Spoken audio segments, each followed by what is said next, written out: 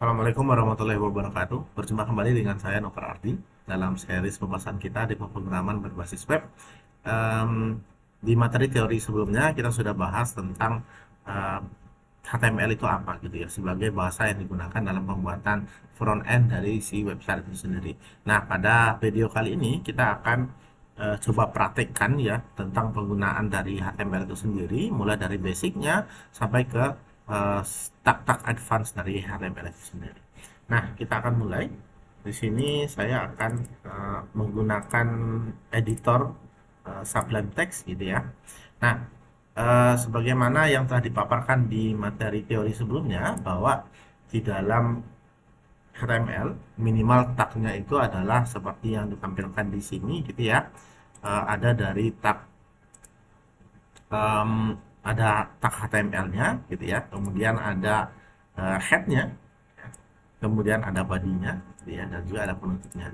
Dan HTML itu sendiri itu dia berpasangan untuk tagnya ya, jadi ada HTML untuk buka, ada tutupnya gitu ya, ada head-nya, ada tutup head-nya, ada body, ada untuk body-nya.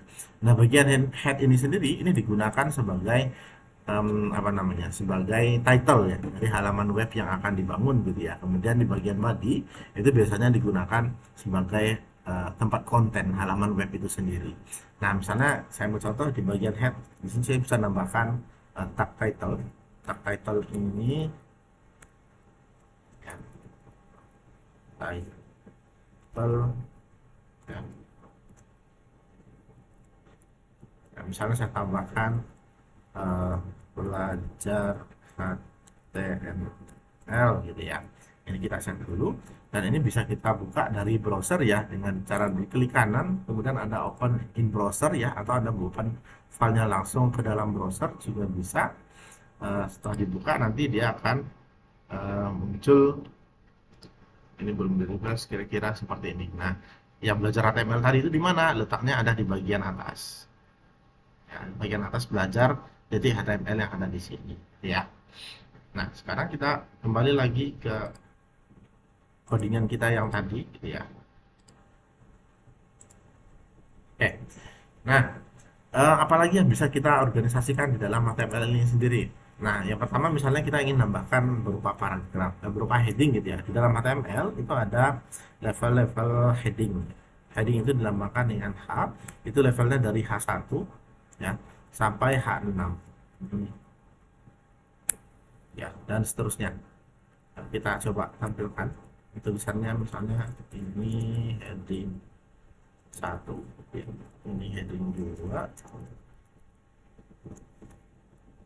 Saya akan coba buat sampai 6 ya. Ya, ya.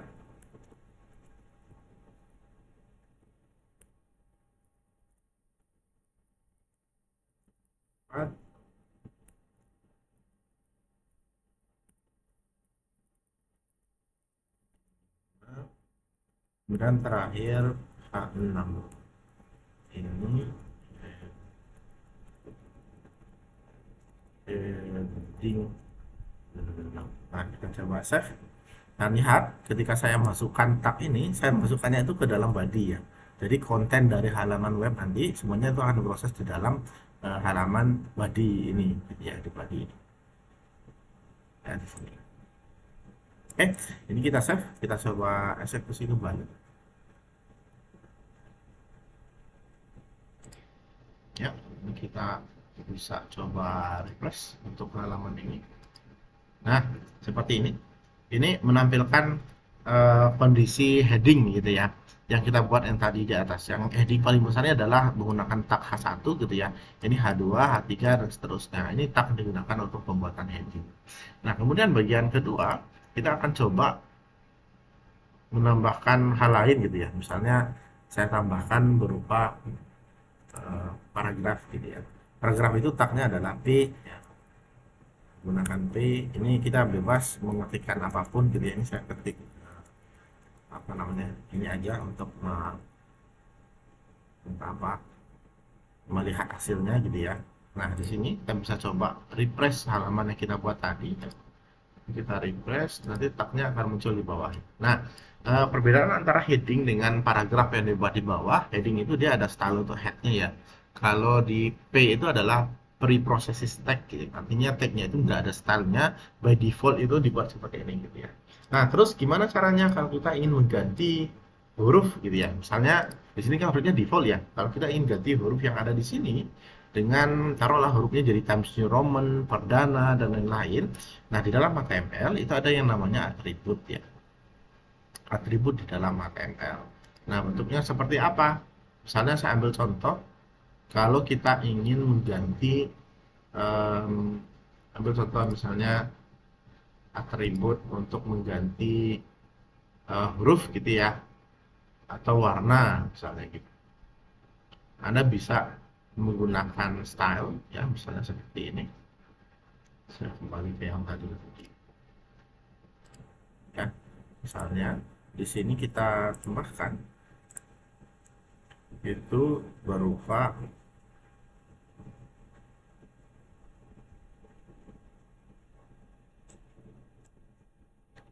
uh, di P-nya di sini ya, saya ingin mengganti huruf si paragraf yang tadi ya. Saya ganti P misalnya style. Ini sebenarnya menggantinya ini menggunakan CSS ya, yang akan kita bahas di bahasan kita yang lain nanti gitu ya. Tapi tidak apa-apa, kita akan tunjukkan.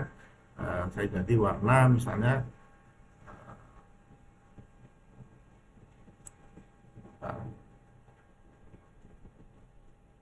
style, misalnya ada color, ini kita berikan warna merah misalnya gitu ya. Supaya sudah, ini kita titik koma, selesai. Ini kita save lagi. Sekarang kita coba apakah ini berefek gitu ya ke yang lain yang tadi. Kita coba refresh halaman ini ya.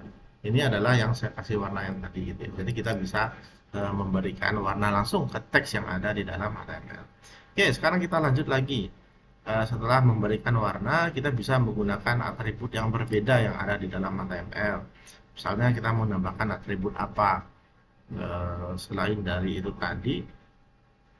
Misalnya kita ingin memberikan styling gitu ya. Styling dalam artian apa namanya, style hurufnya gitu ya, atau berupa penggantian warna gitu ya. Kalau huruf, karena tadi udah ya, kalau untuk huruf kita bisa menggunakan ini. Saya kembalikan ini lagi. Misalnya saya ingin mengganti huruf gitu ya. Ini saya masuk dulu. Di heading ini hurufnya tadi standar ya. Kita ingin ganti hurufnya biar jadi ya, lumayan menarik gitu ya. Anda bisa gunakan tambahkan stylenya gitu ya, berupa font family. Misalnya saya tambah style ya. Di sini kalau Anda pakai code editornya itu otomatis sudah ditawarkan menambahin apa. Saya nambahkan font family, isinya misalnya saya isikan berupa Perdana misalnya gitu ya.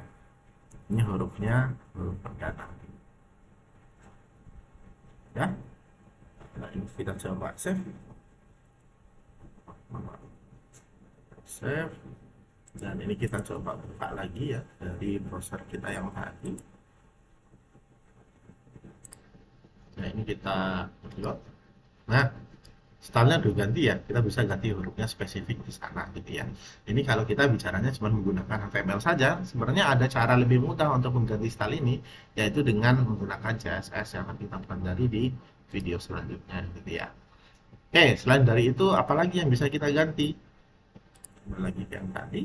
Oke, selain dari itu misalnya kita ingin mengganti font size-nya, itu juga bisa ya. Di bagian sini ini ada ganti dengan font size gitu ya. Soalnya kalau kita sudah perhatikan font itu kita bisa ganti ke berbagai macam bentuk ya. Di sini akan sudah muncul secara otomatis. Anda bisa ganti font smooth, font stress-nya, font size-nya dan lain-lain gitu ya. Oke, ini terkait dengan heading dan juga tentang teks yang ada di dalam HTML. Nah, sekarang kita bahas ke bagian yang lebih lanjut gitu ya, yaitu bagian yang sangat penting di dalam HTML, yaitu adalah tentang table ya. Nah, table di dalam HTML itu apa ya? paling utamanya ya memang kita gunakan HTML untuk buat table sebenarnya gitu ya, jadi bukan untuk buat yang lain ya. Jadi kita gunakan untuk buat table. Di sini saya akan coba buatkan satu table ya. Untuk tab table itu biasanya menggunakan, ini saya delete dulu yang tadi saya anggap sudah ya. Table itu kita menggunakan tab table seperti ini ya. Nah, kita di dalam table itu ada yang namanya table row ya, dan ada yang namanya table data atau table head untuk bagian data tablenya. Nah, ambil contoh misalnya saya buat saya buat 3 table gitu ya. Misalnya di sini ada name ya, kemudian nanti saya buat yang kedua lagi nih, daerah, nama gitu ya, nah jurusan. Oke, sekarang kita coba lihat dulu hasilnya untuk yang ini, kira-kira bentuknya seperti apa gitu ya. Kita akan baru pindah ke ini sudah saya refresh tadi ya isinya. Ini nama jurusan. Oh, ini belum muncul ininya ya, barisnya gitu ya. Kok belum muncul barisnya? Karena bordernya belum diatur. Nah, sekarang kita coba atur itu. Saya kembali lagi ke code editor yang tadi ya. Nah, tabelnya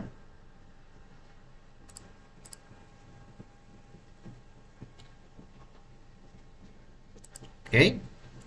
Nah, kita bisa ngatur border ya. Nanti kita tambah di sini lah.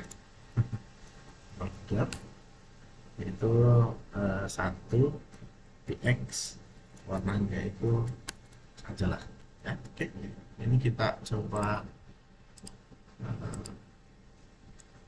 refresh dan saya coba tampilkan lagi yang tadi ya.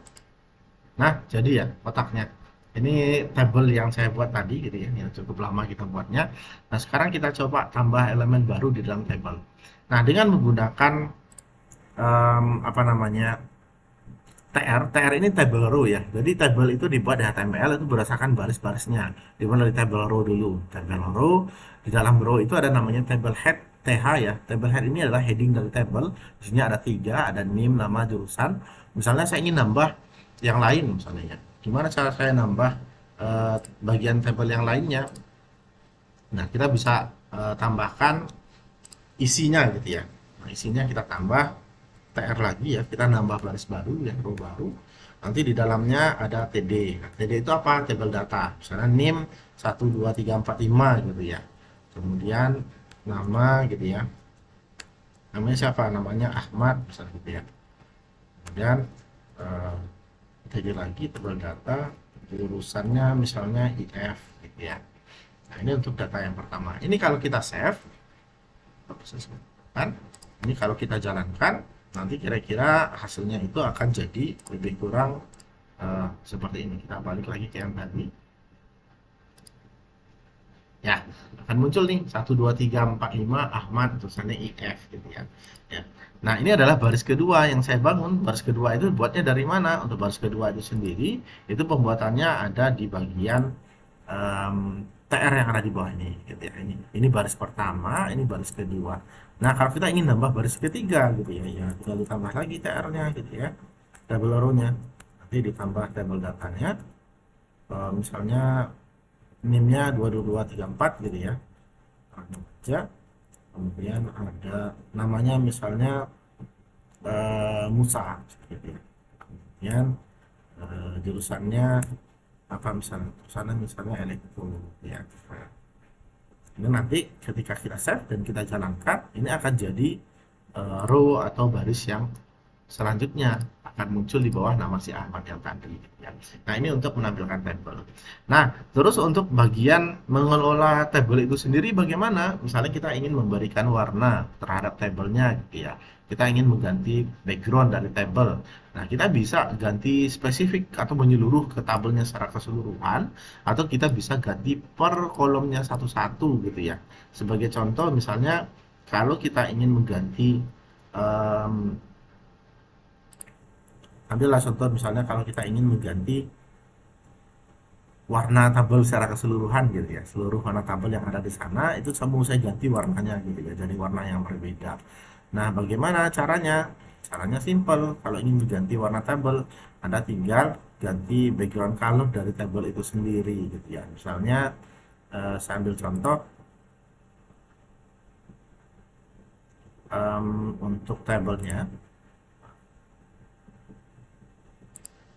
ya. Misalnya ini tabel ya, tabelnya border ini, kemudian ada background colornya saya ganti jadi merah misalnya gitu ya. Ini kalau kita jalankan itu kita akan mengganti entire warna dari tabel gitu ya. Jadi warna tabel secara keseluruhan itu jadi diganti gitu ya, jadi warna merah seperti ini. Nah, selain dari itu kita juga bisa ganti spesifik warna di dalam tabelnya gitu ya. Nah, spesifik warnanya seperti apa? Misalnya saya ingin mengganti warna tabelnya itu cuman di bagian tertentu saja. Misalnya di bagian si nama si Ahmad, berarti kita harus tahu ngeditnya di bagian mana. Misalnya saya ingin ganti warna tabel tapi khususnya cuman di bagian